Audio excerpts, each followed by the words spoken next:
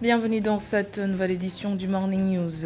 Au sommaire, manifestation en soutien au président tunisien Kais Saied. Ils étaient des centaines à investir les rues de la capitale Tunis ce dimanche.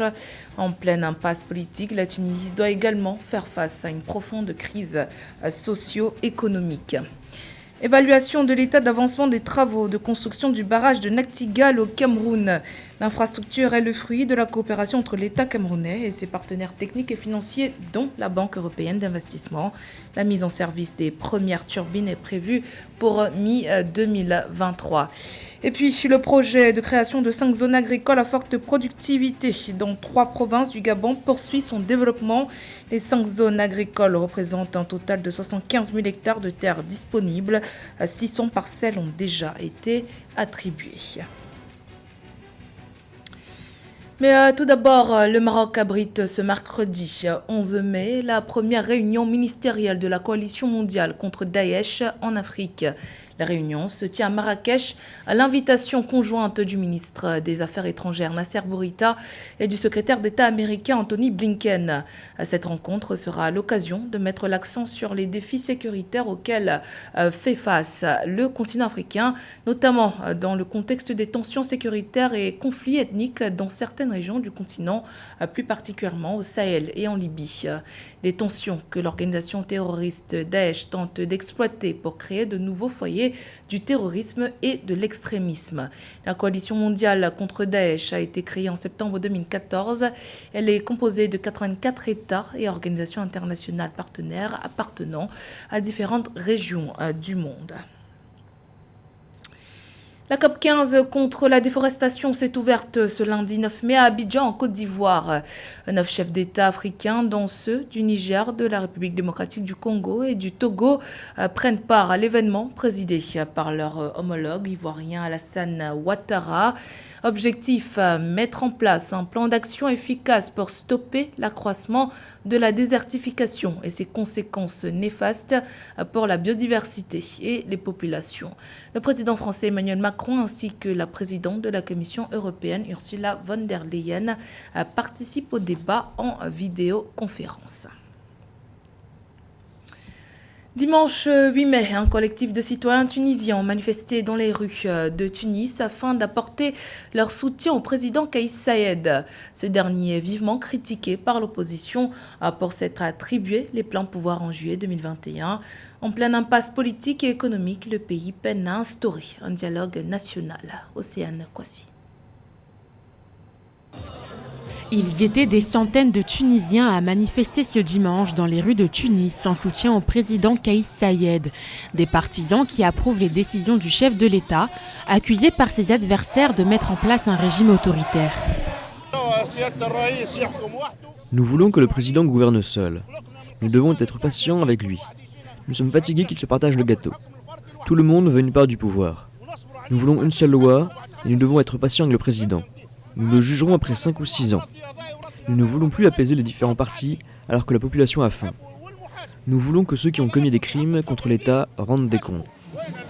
Parmi les slogans de la manifestation retentissait d'ailleurs un appel à juger les politiciens corrompus. Une classe politique régulièrement vilipendée par le président tunisien. Le dialogue national annoncé par le chef de l'État devrait d'ailleurs exclure les partis politiques qu'il juge responsables de la crise socio-économique du pays. Nous disons qu'il y a des hommes en Tunisie au service du peuple tunisien pour qui nos ancêtres et nos fils se sont sacrifiés. Et chez tous ces hommes, vous trouvez de la corruption. En limogeant le Premier ministre et en suspendant le Parlement, le chef de l'État tunisien s'est arrogé les pleins pouvoirs le 25 juillet 2021. Depuis, certains craignent que ces actions fassent reculer les droits démocratiques de la Tunisie, pays précurseur du printemps arabe en 2011.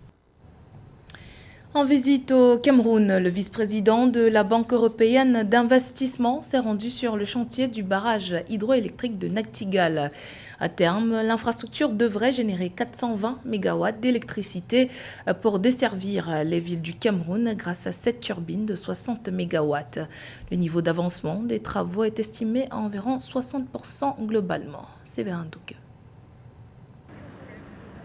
Au programme de sa visite de 4 jours en terre camerounaise, le vice-président de la Banque européenne d'investissement, Thomas Ostros, s'est rendu sur le chantier du barrage hydroélectrique de Nachigal à l'effet de toucher du doigt le niveau d'avancement des travaux de l'infrastructure, fruit de la coopération entre l'État du Cameroun et ses partenaires techniques et financiers dont la Banque européenne d'investissement.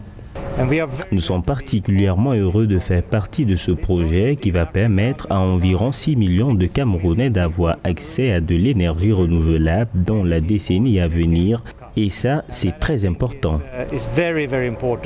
Le chantier, dont la portée socio-économique est annoncée comme sans précédent, générera à terme 420 MW d'électricité pour desservir les villes du Cameroun grâce à 7 turbines de 60 MW chacune, résorbant ainsi en partie la difficulté d'accès à l'électricité que connaissent certaines localités. Le niveau d'avancement des travaux est estimé à environ 60% globalement. Cet ouvrage va effectivement permettre d'établir l'équilibre entre l'offre et la demande dans le secteur de l'électricité.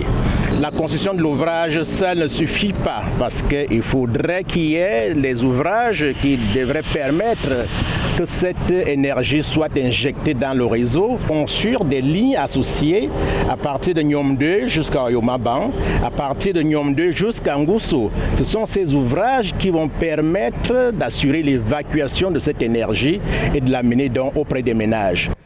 La mise en service des premières turbines de Nachigal, qui se veut être la plus grande infrastructure en matière de production électrique au Cameroun, est prévue pour mi-2023 et pour l'opérationnalisation totale, il faudra attendre mi-2024.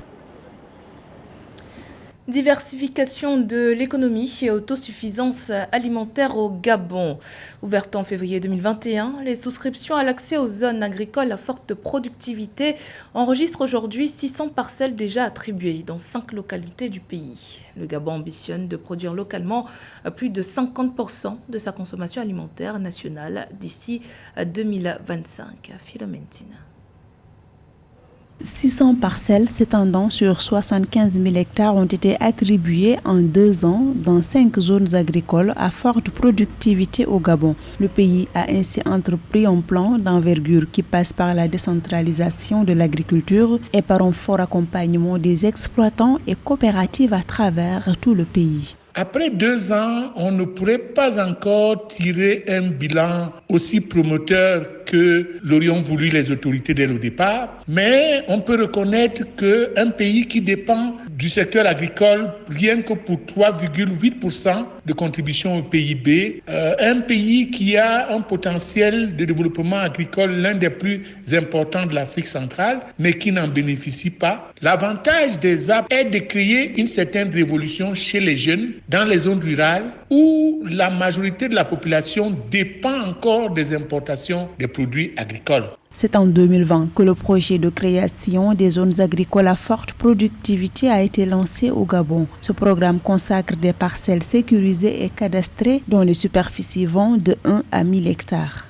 Pour que le Gabon profite de façon efficiente de cette production agricole dans les secteurs des zones économiques à forte productivité, il faut que le pays cesse de penser au pétrole. Parce que le pétrole a créé un désastre qu'il est difficile d'éradiquer rapidement. Mais je pense qu'à moyen et à long terme, les autorités auront le bénéfice de diminuer les importations de produits agroalimentaires au Gabon. Le Gabon projette à l'horizon 2025 de produire localement plus de 50% de sa consommation alimentaire. Cette mesure devrait permettre au pays d'atteindre l'autosuffisance alimentaire et d'exploiter le plein potentiel de son secteur agricole pour soutenir son économie. Au Congo, les journalistes lancent la plateforme Journalisme et Éthique Congo, une organisation qui regroupe professionnels de l'information et de la communication. Son objectif, faire respecter scrupuleusement l'éthique et la déontologie et faire la promotion d'une pratique qualitative du journalisme. La plateforme s'engage à initier au cours de l'année 2022 des séries de formations afin de renforcer les capacités des journalistes congolais. Les précisions dans ce sujet de Débat Panzo. La nouvelle organisation de promotion d'un journalisme de qualité intitulée Journalisme Éthique Congo défendra et protégera les droits des professionnels de l'information et de la communication. GEC a été rendu opérationnel afin de rappeler les journalistes au respect des règles qui régissent leur profession. Le souci, c'est de faire en sorte que notre métier soit réellement bien appliqué. Que ceux qui consomment l'information, que ceux qui créent les événements ne trouvent pas en nous des matières toujours à critiquer, le manque de pertinence dans ce que nous faisons. Alors que parmi nous, et nombreux d'ailleurs, je crois, ont été formés, ont reçu des formations théoriques à l'université et ont cette compétence donc de collecter, de traiter et de diffuser l'information. L'organisation Journalisme et Éthique Congo est une initiative des journalistes congolais. Ces derniers ont constaté que la plupart des organes de presse n'investissent quasiment pas dans la formation des agents. C'est ainsi que l'un des défis de cette plateforme sera le renforcement des capacités des journalistes par des formations dans un environnement évolutif. Tout ce que nous disons doit passer par la formation. On ne dit pas aux gens ne travaillez pas, ne faites pas ceci, mais nous allons mettre en avant la formation. Et la particularité pour nous, c'est que chaque fois qu'un journaliste qui fait son travail, je dis bien de façon professionnelle qui fait son travail, la particularité pour nous, c'est que nous prendrons position. Les autres organes, je ne sais pas s'ils prennent des positions, nous on prendra position. La plateforme Journalisme Éthique Congo a déjà commencé des descentes auprès des autorités politiques et des partenaires. Elle promet de veiller de façon permanente au maintien d'un climat serein avec ces institutions, notant que la pratique réglementaire et le respect des droits des professionnels de l'information et de la communication demeurent son cheval de bataille. Dans l'actualité sportive, le 17e Tour international cycliste du Bénin s'est achevé ce dimanche 8 mai avec le Grand Prix de Cotonou. Grand Prix remporté par l'Allemand Marcel Pechgues.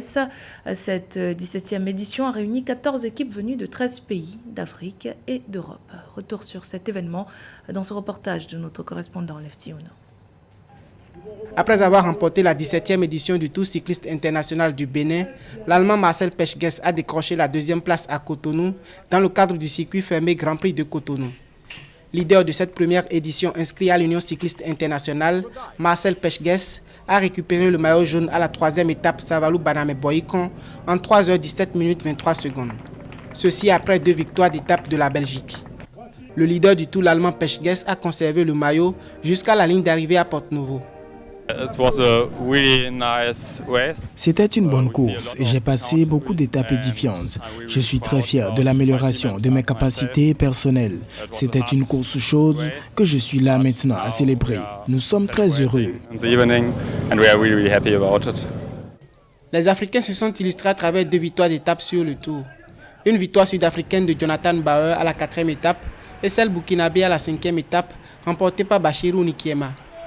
Il a parcouru 138 km 400 en 3h26 minutes et 54 secondes. Pour cette édition, le Burkina Faso a présenté 6 coureurs.